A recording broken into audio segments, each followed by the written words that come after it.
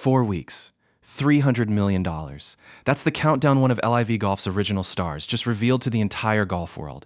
And if that money isn't secured in time, an entire professional league could simply cease to exist. Now, one of LIV's most recognizable faces, a man who's been with the league since its very first event back in 2022, is openly admitting he doesn't know if he'll even be part of whatever comes next.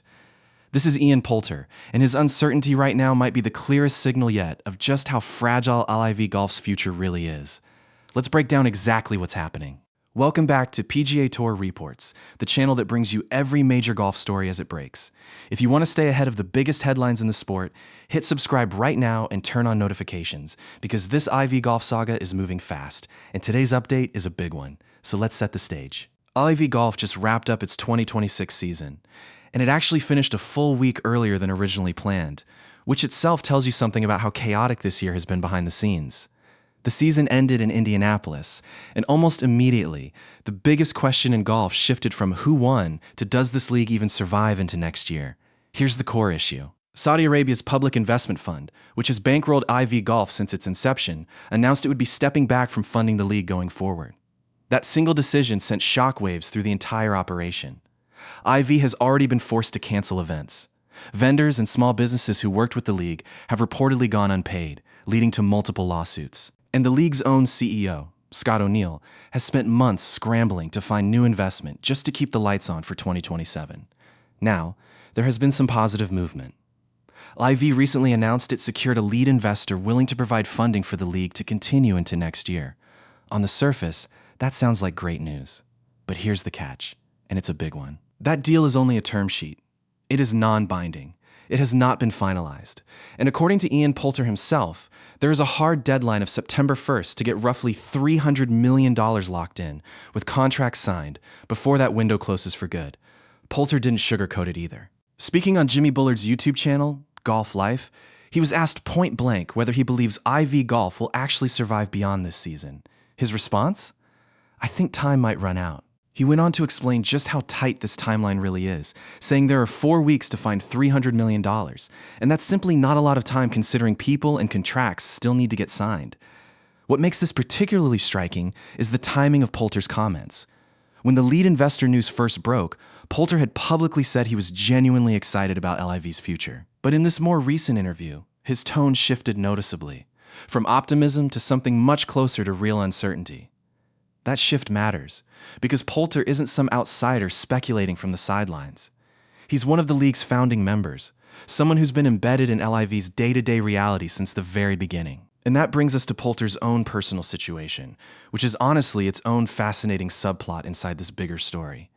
His IV contract expires at the end of this season, and in a recent reflection posted after the Indianapolis finale, Poulter admitted he genuinely has not decided what comes next for himself. In his own words, he said some players will stay, some may go, and as for himself, he may stay, or he may take some time off, because he genuinely hasn't decided yet.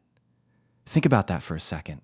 This is a guy who's played every single IV season since the league's first event at Centurion Club back in 2022. He's a co-captain of the Majestics team alongside longtime friend and fellow IV original Lee Westwood. And even he, someone who has been all in on this project from day one, is telling the public he's not sure if he wants to be part of whatever IV Golf 2.0 looks like. Now, there's also a competitive angle that's worth mentioning here, because Poulter's season on the course has been rough. He currently sits 51st in the LIV individual standings, dangerously close to relegation territory, with his best finish all year being a tie for 13th in South Korea. If LIV's relegation rules had applied fully this season, Poulter could have already been staring down the loss of his playing privileges entirely, separate from any questions about the league's survival. Reports have indicated that if he were relegated, one path back could be returning to the DP World Tour, though that would likely require settling outstanding fines tied to his original departure. Or, alternatively, shifting into a more administrative role with his Majestics team instead of competing. It's also worth noting that Poulter isn't alone in this wait-and-see position. Other LIV originals are watching closely too. Lee Westwood and Henrik Stenson, both co-captains alongside Poulter, are dealing with their own uncertain paths forward as contracts and rosters get sorted out for whatever comes next.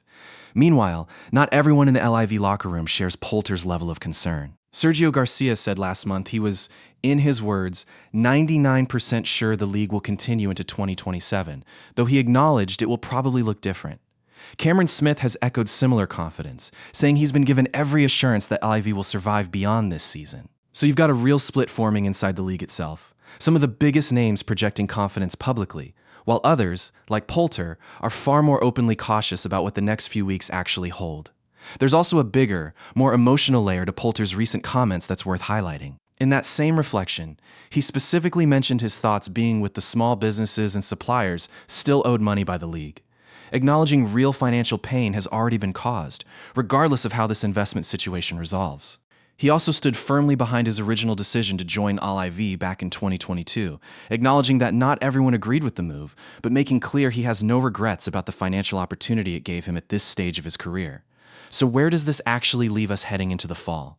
September 1st is now a date every golf fan should have circled. If O'Neill and LIV's leadership can convert that term sheet into a fully signed, binding deal before that deadline, the league likely continues into 2027, though probably in a scaled-back form, with fewer events and reduced prize money compared to what we've seen these past few seasons. If that deal falls apart or slips past the deadline, LIV Golf's entire existence could genuinely be in jeopardy, and players like Poulter, Westwood, and dozens of others could suddenly find themselves needing to make major career decisions on very short notice.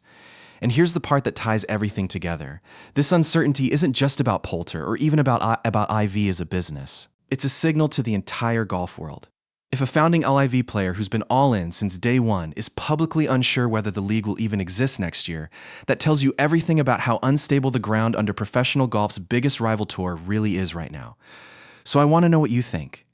Does LIV Golf make that September 1st deadline and survive into 2027? Or is this the beginning of the end for the league that reshaped professional golf? Drop your prediction in the comments below. I read every single one. If this video helped, you understand exactly where things stand with LIV Golf right now, do me a favor and smash that like button. And if you haven't already, subscribe to PGA Tour Reports so you catch every update on this story the moment it breaks. Thanks for watching, and I'll see you in the next video.